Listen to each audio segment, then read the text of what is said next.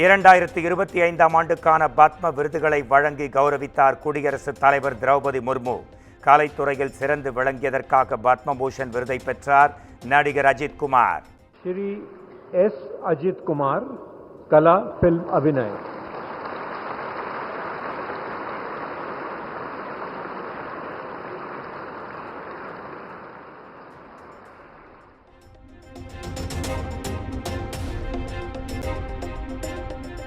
இந்திய கிரிக்கெட் வீரர் ரவிச்சந்திரன் அஸ்வினுக்கு பத்மஸ்ரீ விருது வழங்கி கௌரவிப்பு. சமையற் கலைஞர் தாமோதரன், ராதாகிருஷ்ணன், தேவ சேனாபதிக்கும் பத்மஸ்ரீ விருது.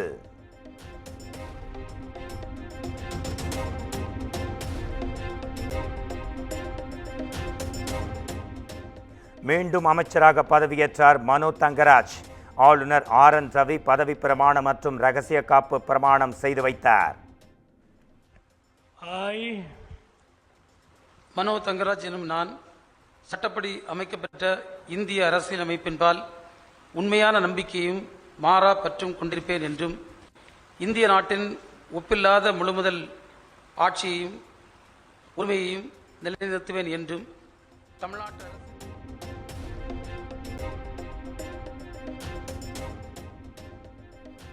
ஆளுநர் மாளிகையில் நடைபெற்ற அமைச்சர் பதவியேற்பு விழாவில் முதலமைச்சர் MK ஸ்டாலின், துணை முதலமைச்சர் உதயநிதி ஸ்டாலின் பங்கேற்பு.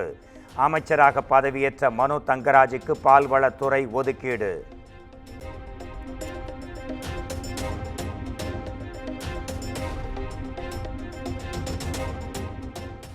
சட்டம் ஒழுங்கு குறித்து முதலமைச்சர் மற்றும் எதிர்க்கட்சி தலைவர் இடையே காரசார விவாதம். பெண்களுக்கு எதிரான குற்றங்கள் குறித்து பரஸ்பரம் குற்றச்சாட்டு.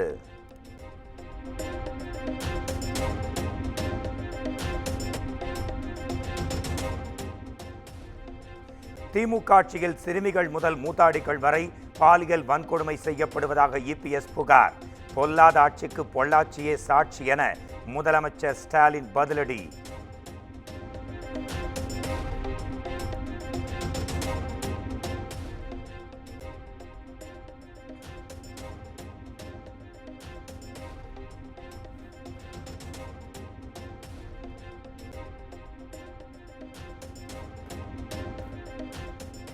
நாட்டையே உலுக்கிய பொள்ளாச்சி பாலியல் வழக்கில் வரும் 13ஆம் தேதி தீர்ப்பு.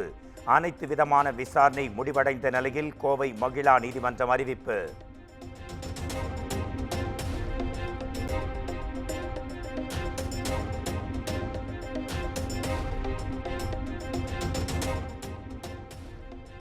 பொள்ளாச்சி பாலியல் வழக்கை விசாரித்த நீதிபதி பணியிட மாற்றம். தீர்ப்பு குறித்த அறிவிப்பு வெளியான சில நிமிடங்களில் பணியிட மாற்ற உத்தரவு வெளியீடு.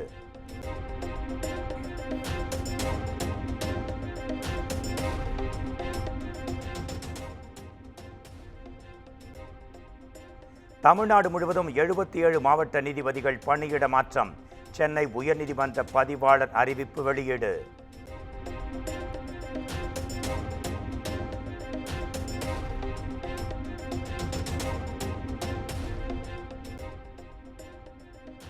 இரட்டை இலை சின்னம் தொடர்பான இறுதி விசாரணை தொடக்கம். OPS, EPS ஆகியோரின் பிரதிநிதிகள் தேர்தல் ஆணையத்தில் ஆஜராகி வாதம்.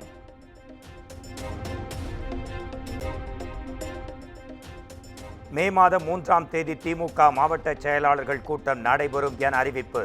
அமைச்சரவையில் மாற்றம் செய்யப்பட்டிருக்கும் நிலையில் முக்கிய முடிவுகள் எடுக்கப்படும் என்றும் எதிர்பார்ப்பு.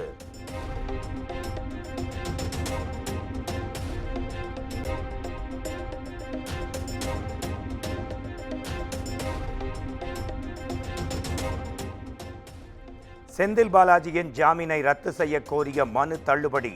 அமைச்சர் பதவியை செந்தில் பாலாஜி ராஜினாமா செய்ததை அடுத்து உச்சநீதிமன்றம் உத்தரவு.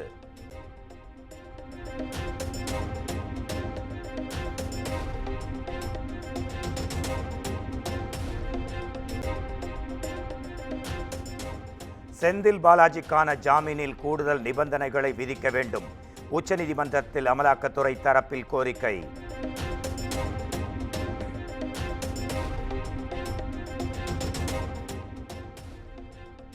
மாநில அரசு பணியாளர்களுக்கு அகவிலைப்படியை 2% உயர்த்தி பேரவையில் முதலமைச்சர் MK ஸ்டாலின் அறிவிப்பு. மகப்பேறு கால விடுப்பு 9 மாதத்திலிருந்து ஓராண்டாக உயர்த்தப்படுவதாகவும் அறிவிப்பு.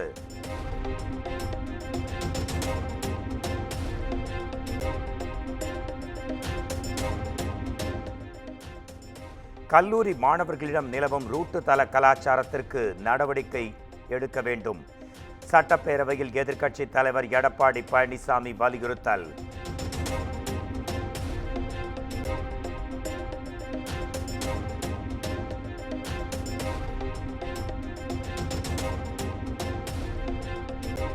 பெண்கள் பாதுகாப்பு குறித்து சட்டப்பேரவையில் அமைச்சர் துரைமுருகன் பாஜக எம்எல்ஏ இடையே காரசார வாக்குவாதம்.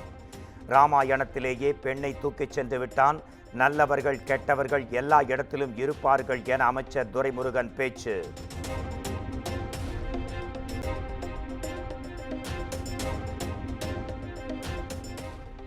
தமிழ்நாட்டில் மதவாதம் எங்குள்ளது என பேரவையில் முதலமைச்சர் மு.க.ஸ்டாலின் கேள்வி.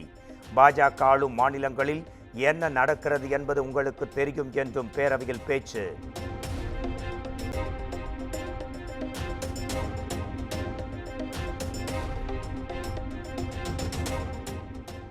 நீட் தேர்வு காங்கிரஸ் ஆட்சியில் கொண்டு வரப்பட்டதாக நிரூபித்தால் ராஜினாமா செய்ய தயார். சட்டப்பேரவையில் காங்கிரஸ் சட்டமன்ற குழு தலைவர் செல்வ பெருந்தகை சவால்.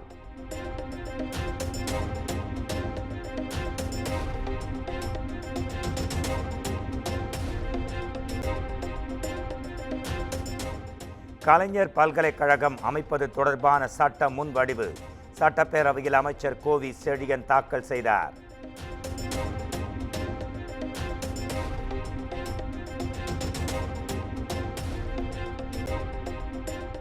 சொத்து குவிப்பு வழக்கில் அமைச்சர் ஐ பெரியசாமியை விடுவித்த உத்தரவு ரத்து. 6 மாத காலத்தில் விசாரணையை முடிக்க சிறப்பு நீதிமன்றத்திற்கு சென்னை உயர்நீதிமன்றம் ஆணை.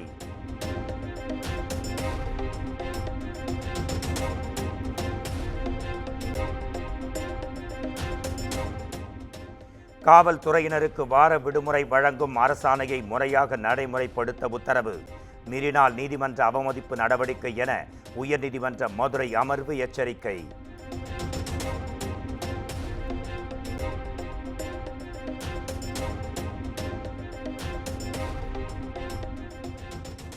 பெரியார் குறித்து சர்ச்சைக்குரிய வகையில் பேசிய விவகாரம்.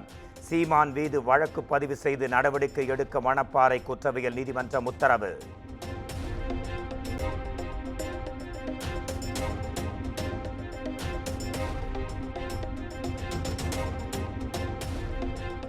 திருப்பதி அருகே கண்டெய்னர் லாரி மீது கார் மோதி கோர விபத்து. தமிழ்நாட்டைச் சேர்ந்த 5 பேர் சம்பவ இடத்திலேயே பலி.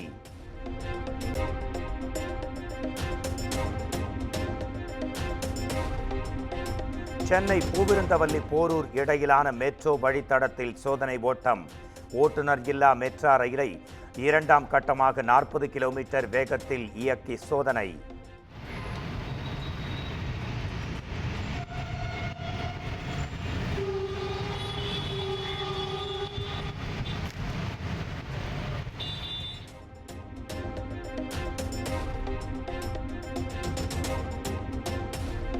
நெல்லை அரசு மருத்துவமனையில் கூட்டமாக சுற்றித் திரியும் தெருநாய்கள். அச்சுறுத்தல் ஏற்படுத்தும் வகையில் நடமாட்டம் என நோயாளிகள் புகார்.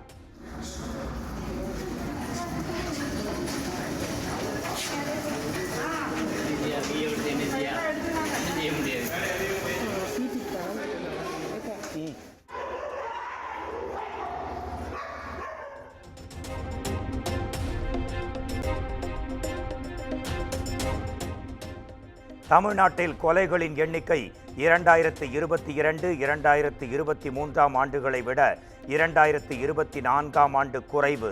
காவல்துறை கொள்கை விளக்க குறிப்பில் தகவல்.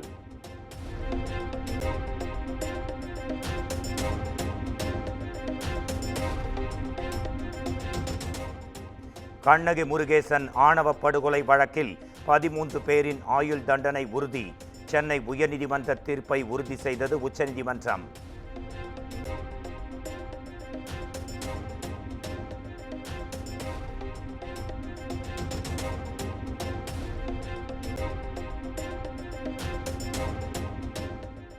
மை வி3 ஆட் செயலி நிறுவனம் மீது உரிய ஆவணங்களுடன் வந்து புகார் அளியுங்கள். பாதிக்கப்பட்ட மக்களுக்கு கோவை பொருளாதார குற்றப்பிரிவு காவல்துறையினர் அறிவுறுத்தல்.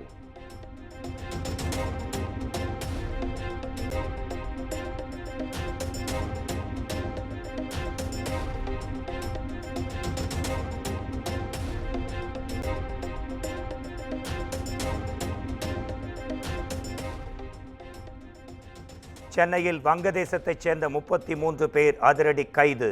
குன்றத்தூர் மற்றும் மாங்காடு பகுதிகளில் சட்டவிரோதமாக தங்கியிருந்த நிலையில் காவல்துறை அதிரடி.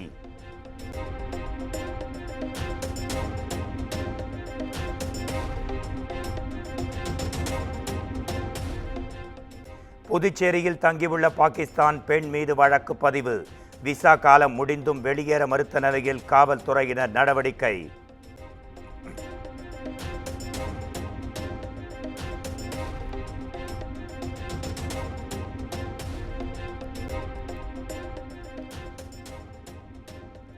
ஓசூர் அருகே கெலவரப்பள்ளி நீர்த்தேக்க அணையிலிருந்து பாசனத்திற்காக திறந்துவிடப்படும் நீரில் துர்நாற்றம். தென்பெண்ணை ஆற்றில் திறந்துவிடப்படும் நீரில் நுரை பொங்கி துர்நாற்றம் வீசுவதால் விவசாயிகள் கவலை.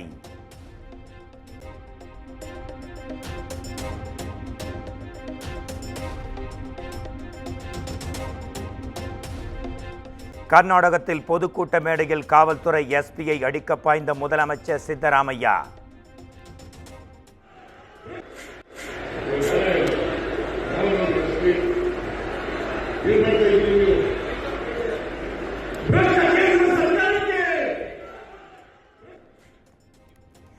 முதலமைச்சரின் செயலுக்கு எதிர்க்கட்சிகள் கடும் கண்டனம்.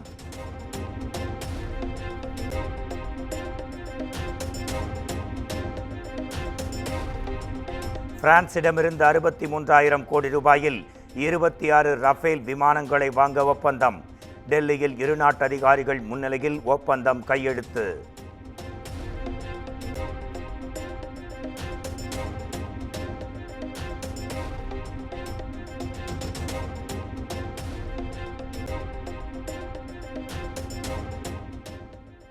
போர் பதற்றம் அதிகரித்திருக்கும் சூழலில் டெல்லியில் பாதுகாப்புக்கான நாடாளுமன்ற நிலைக்குழு கூட்டத்தின் ஆலோசனை. பகல்காம் தாக்குதல் சம்பவம் தொடர்பாக பல்வேறு முக்கிய முடிவுகள் எடுக்கப்பட்டதாக தகவல்.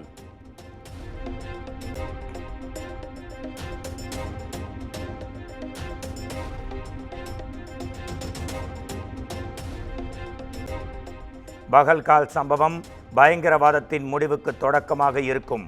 ஜம்மு காஷ்மீர் சட்டப்பேரவை சிறப்பு கூட்டத்தில் முதலமைச்சர் உமர் அப்துல்லா பேச்சு.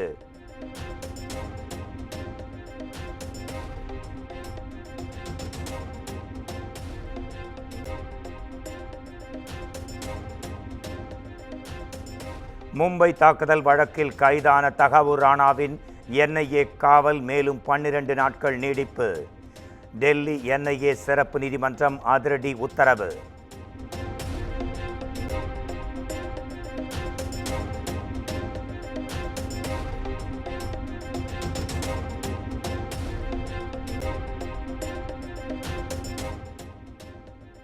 சமூக ஊடகங்கள் தளங்களில் ஆபாச உள்ளடக்கங்களை தடை செய்ய கோரிய வழக்கு. மத்திய அரசு நெட்ஃபிளிக்ஸ், அமேசான் பிரைம், எக்ஸ் தளம், யூடியூப் நிறுவனங்களுக்கு உச்சநீதிமன்றம் நோட்டீஸ்.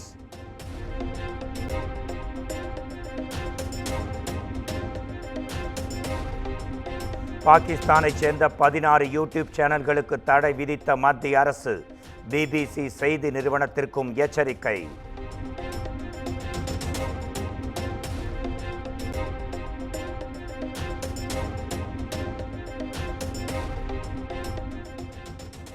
மே 8ஆம் தேதி முதல் 3 நாட்களுக்கு யுக்ரைனுடனான போர் நிறுத்தத்தை அறிவித்தார் ரஷ்ய அதிபர் விளாடிமிர் புட்டின். 2ஆம் உலகப் போர் வெற்றியின் 80ஆம் ஆண்டு நினைவு கொண்டாட்டத்தை முன்னிட்டு அறிவிப்பு.